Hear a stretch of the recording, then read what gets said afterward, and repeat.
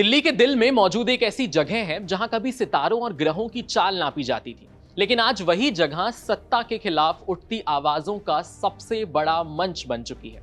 जंतर मंतर एक ऐसा स्मारक जिसने इतिहास के कई दौर देखे हैं। कभी यहां खगोल विज्ञान के जरिए समय और मौसम का हिसाब लगाया जाता था, तो आज यहां किसान, पहलवान, छात्र और आम लोग न्याय की मांग लेकर पहुंचते हैं। लेकिन सवाल यह है कि आखिर 300 साल पुरानी ये वेधशाला विरोध प्रदर्शनों का प्रतीक कैसे बन गई?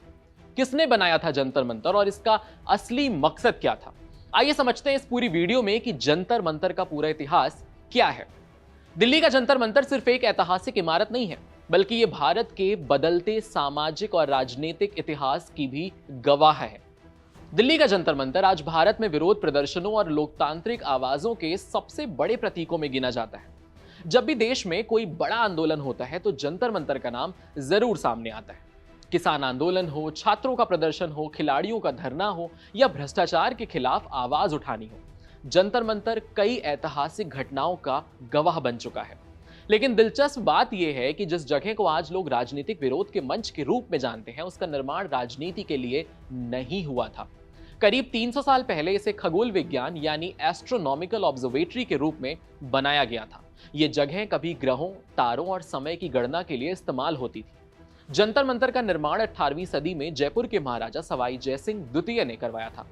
सवाई जयसिंह सिर्फ एक शासक नहीं थे, बल्कि उन्हें गणित, ज्योतिष और खगोल विज्ञान में गहरी रुचि थी। उस दौर में भारत और दुनिया के कई हिस्सों में खगोलीय गणनाओं के लिए अलग अलग पद्धतियां इस्तेमाल होती थी, लेकिन उनमें कई बार अंतर दिखाई देता था। ग्रहों की स्थिति हो, सूर्य ग्रहण हो, चंद्र ग्रहण हो या समय की गणना में त्रुटियां सामने आती थी। जयसिंह चाहते थे कि खगोलीय गणनाएं अधिक सटीक हों। इसी उद्देश्य से उन्होंने खगोल विज्ञान का गहरा अध्ययन किया। उन्होंने भारतीय ग्रंथों के अलावा फारसी, अरबी और यूरोपीय खगोलीय पद्धतियों का भी अध्ययन करवाया।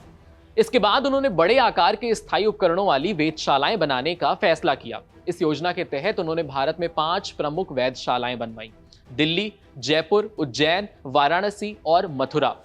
इनमें दिल्ली का जंतर मंतर सबसे शुरुआती वेधशालाओं में माना जाता है। इसका निर्माण लगभग 1724 में पूरा हुआ था।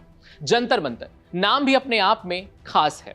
यह संस्कृत के यंत्र और मंत्र शब्दों से मिलकर बना माना जाता है। यंत्र का मतलब उपकरण और मंत्र का अर्थ होता है गणना या सूत्र से इसे जोड़ा जाता है, यानी ऐसी जगह जहां उपकरणों की मदद से गणनाएं की जाए। दिल्ली का जंतर मंतर उस समय की वैज्ञानिक सोच का एक शानदार उदाहरण था। यहां विशाल ज्यामितीय संरचनाओं के रूप में कई उपकरण बनाए गए थे। इनका उद्देश्य ग्रहों और तारों की स्थिति मापना, समय जानना और खगोलीय घटनाओं का अध्ययन करना था। यहां मौजूद सबसे प्रसिद्ध उपकरण सम्राट यंत्र है। इसे दुनिया की सबसे बड़ी पत्थर की सनडायल यानी धूप घड़ी में गिना जाता है। यह एक विशाल त्रिकोणीय संरचना है जिसकी मदद से सूर्य की छाया देखकर समय का पता लगाया जाता था। ऐतिहासिक विवरणों के अनुसार यह उपकरण बेहद सटीक समय मापने में सक्षम माना जाता था। इसके अलावा यहां जयप्रकाश यंत्र, राम यंत्र और मिश्र यंत्र जैसे कई अन्य उपकरण भी बनाए गए थे। हर उपकरण का अलग वैज्ञानिक उद्देश्य था। कुछ उपकरणों का उपयोग ग्रहों की ऊंचाई और दिशा मापने के लिए किया जाता था, जबकि कुछ का इस्तेमाल खगोलीय निर्देशांक समझने के लिए होता था। उस समय आधुनिक टेलीस्कोप और डिजिटल तकनीक उपलब्ध नहीं थी, इसीलिए इतनी विशाल और वैज्ञानिक संरचनाओं का निर्माण अपने समय की बड़ी उपलब्धि माना जाता है। यही कारण है कि जंतर मंतर को भारत की प्राचीन वैज्ञानिक विरासत का एक महत्वपूर्ण हिस्सा माना जाता है। हालांकि समय के साथ विज्ञान और तकनीक तेजी से बदलने लगे। यूरोप में आधुनिक दूरबीनों और नई वैज्ञानिक तकनीकों का विकास हुआ।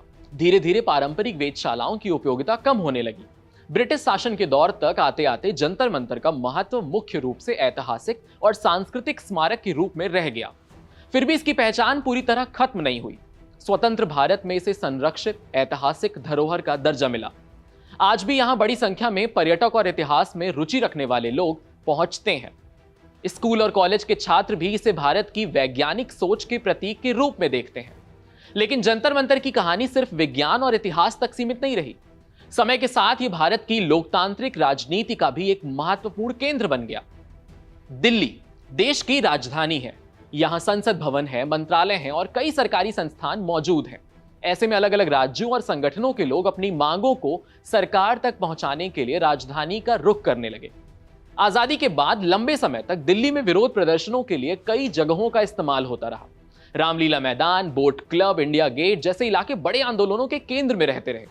लेकिन सुरक्षा कारणों से, ट्रैफिक से और प्रशासनिक व्यवस्थाओं को देखते हुए धीरे धीरे विरोध प्रदर्शनों के लिए सीमित जगहें तय की जाने लगी। इसी दौरान जंतर मंतर एक प्रमुख प्रदर्शन स्थल के रूप में उभर कर सामने आया। संसद मार्ग के पास स्थित होने के कारण यह जगह सरकार और मीडिया दोनों का ध्यान आकर्षित करने के लिए उपयुक्त मानी गई। यहां प्रदर्शन करने वालों की आवाज सीधे राष्ट्रीय राजनीति तक पहुंचने लगी।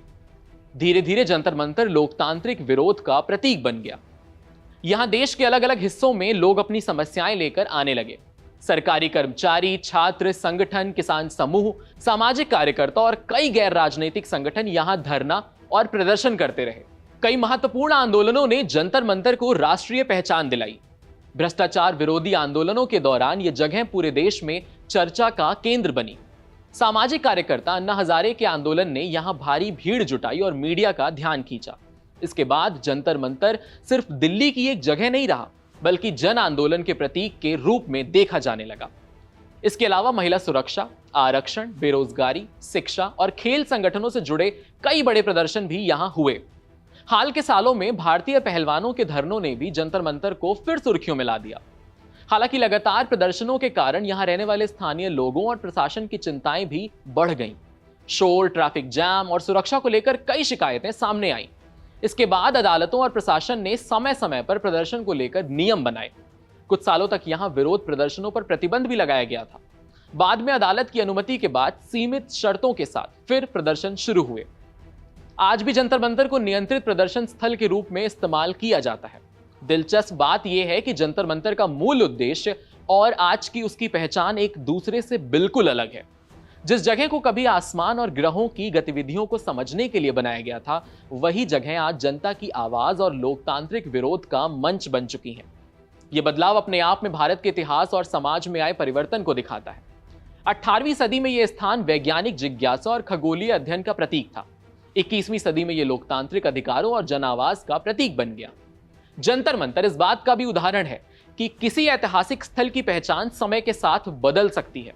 कई ऐतिहासिक इमारतें सिर्फ स्मारक बनकर रह जाती हैं, लेकिन जंतर मंतर आज भी सक्रिय सार्वजनिक जीवन का हिस्सा बना हुआ है।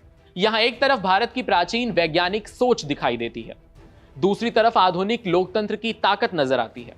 यही कारण है कि जंतर मंतर सिर्फ एक पर्यटन स्थल नहीं, बल्कि भारत के सामाजिक और राजनीतिक इतिहास का जीवंत हिस्सा माना जाता है। आज जब भी जंतर मंतर का नाम लिया जाता है तो लोगों के मन में दो तस्वीरें उभरती हैं। पहली, विशाल खगोलीय उपकरणों वाली ऐतिहासिक वेधशाला, और दूसरी, अपने अधिकारों के लिए आवाज उठाती जनता का एक मंच। शायद यही जंतर मंतर की सबसे बड़ी खासियत है।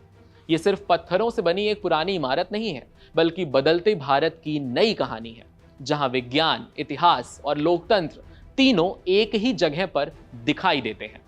ऐसे ही अमेजिंग एक्सप्लेनर्स देखने के लिए कड़क के YouTube चैनल को सब्सक्राइब करिए, फॉलो करिए Instagram के पेज को और देखते रहिए कड़क। आपके साथ मैं हूं वात्सल्य, कैमरे के पीछे मेरा साथ दे रहे थे अली।